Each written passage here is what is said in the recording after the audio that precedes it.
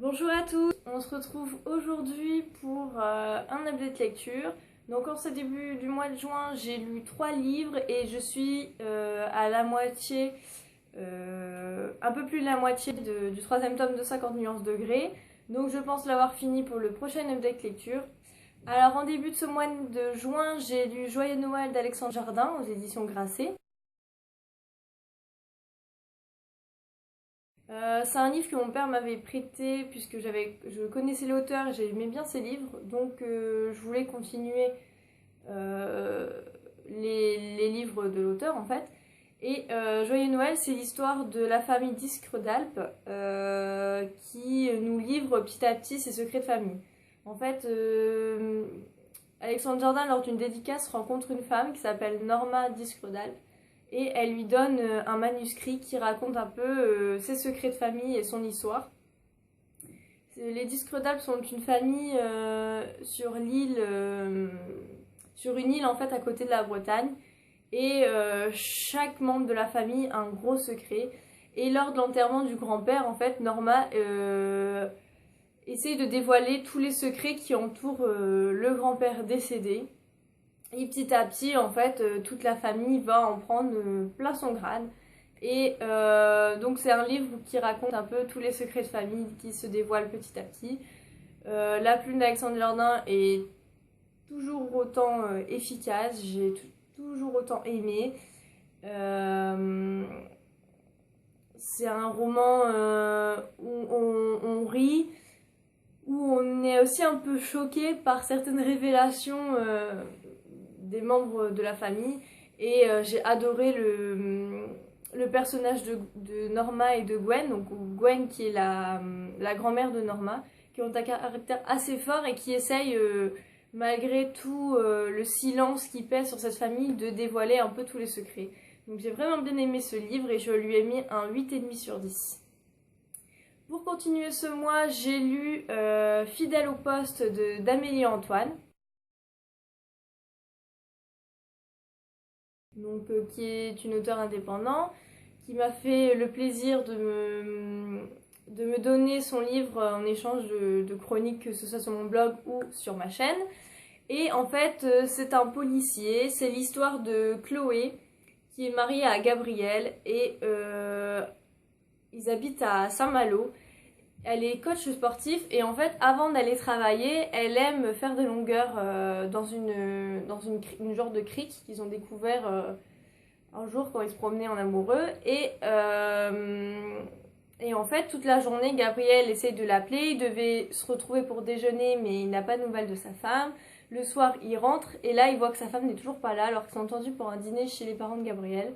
Donc là, il commence à s'inquiéter.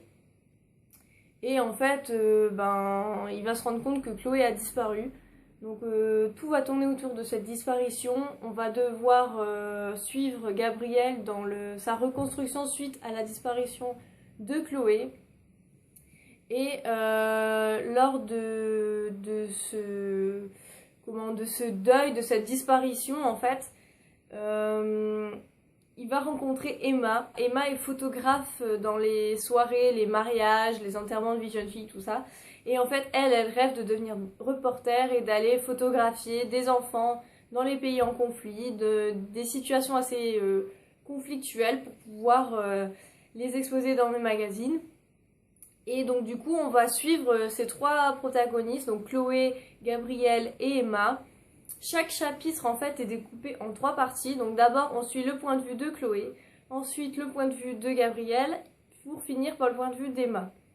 Donc au début ça m'avait un peu dérangé parce que les personnages féminins, donc ils parlent à la première personne, donc on a vraiment leur point de vue réel. Et en fait au niveau du point de vue de Gabriel, c'est une 3e personne qui raconte son point de vue.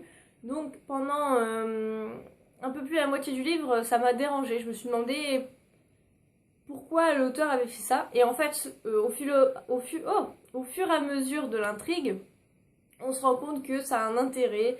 Et du coup, après avoir compris ce système, cette façon de faire, en fait, j'ai adoré, ça ne m'a plus du tout dérangé. Les thèmes abordés dans ce policier m'ont extrêmement touchée, m'ont fait peur aussi parce que Même si c'est une fiction, je me dis que... Alors c'est difficile d'en parler sans vous spoiler parce que cette histoire m'a vraiment marquée, du coup je voulais vraiment partager avec vous. Donc si vous l'avez lu, n'hésitez pas à me contacter pour qu'on en parle parce que j'ai vraiment aimé cette histoire. Et donc du coup, oui voilà, j'ai aimé les rebondissements à chaque chapitre, on s'y attend pas du tout. C'est vraiment super intéressant, j'ai vraiment aimé ce livre. C'était vraiment un coup de cœur de ce début d'année, enfin de cette mi-année 2015. Et donc du coup je vous le recommande chaudement et je vous laisse aller voir ma chronique sur mon blog qui est beaucoup plus détaillée et beaucoup plus à chaud puisque je l'ai écrit directement après avoir fini ce livre. Et vous aurez peut-être plus d'explications par rapport à ça. Ensuite, j'ai lu Boys Don't Cry de Mallory Blackman aux éditions Macadam. Alors c'est aussi un livre que j'ai beaucoup aimé. Je suis contente de mon mois de juin pour l'instant parce que j'ai lu que des livres super bien. Donc pour Boys Don't Cry, je lui ai mis 9,5 sur 10. Donc Boys Don't Cry, si vous connaissez toujours pas, c'est l'histoire de Dante qui a 17 ans, qui est un élève brillant, qui attend les résultats de ses examens pour savoir s'il va devoir aller à l'université ou pas. Il rêve de devenir reporter, donc du coup c'est très important pour lui d'aller à l'université. Et le jour où il doit recevoir le courrier lui disant ses notes d'examen, il reçoit la visite de Mélanie, qui est son ex, qu'il n'a pas vue depuis à peu près 2 ans. Et elle se pointe avec un bébé, qui se prénomme Emma. Et lors de la conversation, elle va lui apprendre que Emma est leur fille, de 18 mois. Et donc du coup, Emma doit rester avec Dante parce que Mélanie lui dit qu'elle doit faire quelques courses et qu'elle va revenir dans pas longtemps. Donc si Dante peut garder Emma 1 heure le temps qu'elle aille faire ses courses. Et en fait au bout d'1 heure, il l'appelle parce que Mélanie n'est toujours pas revenue. Et en fait Mélanie lui explique qu'elle n'en peut plus de cette vie, qu'elle a besoin de vivre et que du coup elle lui laisse Emma, qu'elle peut plus s'en occuper. Donc du jour au lendemain, Dante va devoir s'occuper du bébé de 1 an et demi qui s'avère être sa fille. Et en fait, ça va lui casser tous ses projets. Et ce que je n'avais pas su et ce qui m'a beaucoup étonnée, c'est qu'en parallèle de l'histoire de Dante, on va suivre Adam, qui est son frère, qui a 16 ans. Et en fait, qui lui va petit à petit découvrir... qu'il est homosexuel et découvrir son premier amour et les difficultés qu'il peut rencontrer face à ça. Et j'ai adoré cette histoire, j'ai adoré la plume de l'auteur. J'en avais entendu parler aussi pour sa saga Entre chien et loup et en fait grâce à Boys Don't Cry j'ai envie vraiment de continuer les livres de cet auteur parce que je trouve qu'elle a une plume magnifique. Elle parle sur des sujets assez touchants, ça m'a émue. Ce qui arrive à Adam m'a encore plus émue que ce qui arrive à Dante. Et j'ai été touchée par cette famille et j'ai été touchée aussi par le fait que... par l'évolution en fait des liens entre les membres de sa famille. Et donc du coup j'ai adoré ce livre, voilà, c'était pas non plus un coup de cœur, il manquait un petit quelque chose pour lui mettre 10 sur 10. Mais du coup 9,5 sur 10 c'est excellent et j'ai vu sur Livre Addict qu'il y avait un deuxième livre qui allait sortir. Et du coup je la lirai mais sans problème dès que je pourrai la suite. Parce que franchement je me suis attachée à Dante et à Adam. Et ainsi qu'à la petite Emma qui se retrouve... balancé donc avec sa mère au début, qui se retrouve chez un inconnu qui se révèle son père.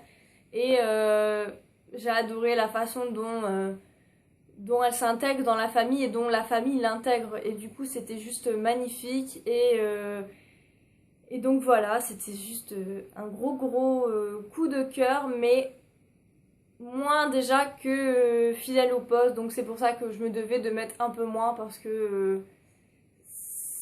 ça a été super, mais ça n'a pas non plus été le coup de cœur de ce mois. Donc voilà, vous retrouverez toujours mes chroniques sur le blog. En attendant, je vous laisse et je vous retrouve une prochaine fois pour une autre vidéo. Ciao!